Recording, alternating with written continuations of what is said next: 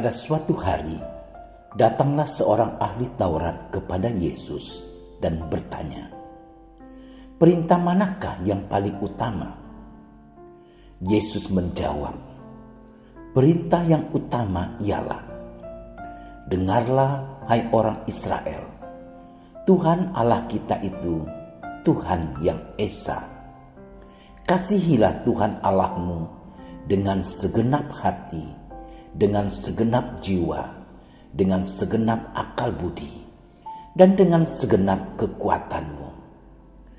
Dan perintah yang kedua ialah, kasihilah sesamamu seperti dirimu sendiri.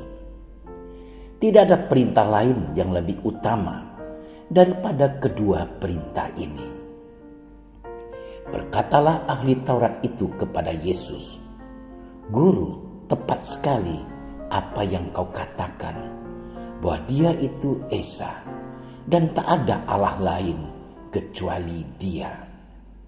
Memang mengasihi Dia dengan segenap hati, dengan segenap pengertian, dan dengan segenap kekuatan, serta mengasihi sesama seperti diri sendiri, jauh lebih utama daripada semua kurban bakar dan persembahan."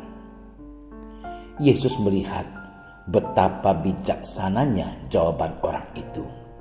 Maka ia berkata kepadanya, "Engkau tidak jauh dari kerajaan Allah." Dan tak seorang pun masih berani menanyakan sesuatu kepada Yesus. Demikianlah Injil Tuhan.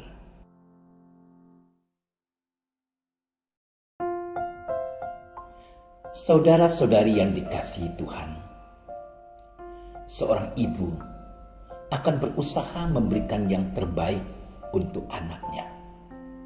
Kasih seorang ibu akan mengalahkan rasa lelah dan penderitaan yang dialami demi anak yang dicintainya. Demikian hidup Allah adalah cinta.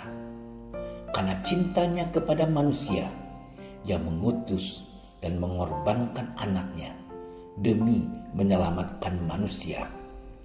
Karena kasih Allah yang begitu besar untuk menyelamatkan manusia, Ia rela mati di kayu salib. Saudara-saudariku yang terkasih dan dicintai oleh Tuhan, cinta kasih adalah kekuatan jiwa hidup manusia yang besar. Seperti halnya dalam bacaan hari ini, para ahli Taurat yang mencoba Yesus tentang hukum mana yang paling utama. Yesus dengan tegas menjawab mereka, katanya, "Hukum yang utama adalah kasihilah Tuhan Allahmu dengan segenap hatimu, dan dengan segenap jiwamu, dan dengan segenap akal budimu, dan dengan segenap kekuatanmu. Dan hukum yang kedua ialah kasihilah sesamamu manusia seperti dirimu sendiri." Dan Yesus dengan tegas mengatakannya bahwa tidak ada hukum lain yang lebih utama daripada kedua hukum ini. Hukum Taurat adalah hukum yang sangat ditaati oleh bangsa Israel. Bangsa Israel sangat memahami betul isi dari hukum Taurat ini.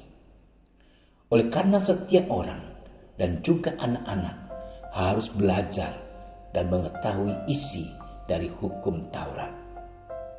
Para ahli Taurat adalah seseorang yang memahami dengan baik seluruh isi Taurat dan bahkan dihormati oleh orang-orang Yahudi karena keahliannya dalam memahami seluruh hukum Taurat. Karena keahliannya itu, para ahli Taurat bertanya kepada Yesus, mungkin untuk menjebak Yesus. Agar di saat Yesus menjawab yang salah, maka para ahli Taurat akan mudah menuduh Yesus sebagai penentang hukum dan tradisi bangsa Israel. Ahli Taurat memiliki kemampuan yang lebih dalam memahami isi hukum Taurat, tetapi kemampuan mereka tidak terwujud, tidak mereka laksanakan dalam kehidupan mereka sehari-hari. Justru kemampuan mereka itu digunakan untuk kepentingan pribadi, bahkan dapat dikatakan untuk menjatuhkan banyak orang, termasuk untuk menjebak Tuhan. Saudaraku yang terkasih, Yesus menjadi teladan hidup kita. Sebab Yesus memahami hukum Taurat dan juga mempraktekkannya dalam hidupnya sehari-hari. Kesetiaannya akan kehendak Allah dan wafatnya menjadi bukti kecintaan dan kesetiaannya pada Allah dan Bapa. Saudara-saudariku yang terkasih, di tengah situasi lingkungan yang tidak stabil akibat COVID-19 ini, kerap membuat kita untuk tidak peduli dengan sesama kita akibat rasa curiga. Bahkan kita mungkin berpikir bahwa Allah penyebab masalah yang kita hadapi, sehingga kita meragukan cinta dan kasih Allah kepada kita.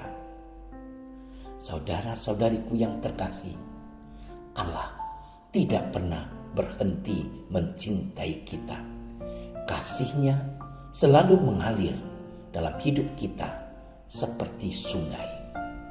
Kita tidak perlu meragukan cinta Allah kepada kita. Akan tetapi, yang perlu kita lihat adalah bagaimana di dalam diri kita. Apakah saya mencintai Allah dan sesama saya dengan segenap hati, tenaga, dan pikiran?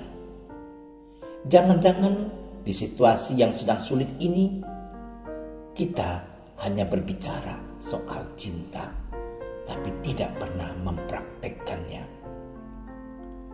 Kadang-kadang kita berpikir, saya sendiri saja susah, apalagi memikirkan orang lain. Saudara-saudariku yang terkasih, justru dalam situasi yang tidak stabil ini, kita ditantang. Apakah kita tetap mampu mewujudkan cinta dan kasih kita kepada Allah dan sesama?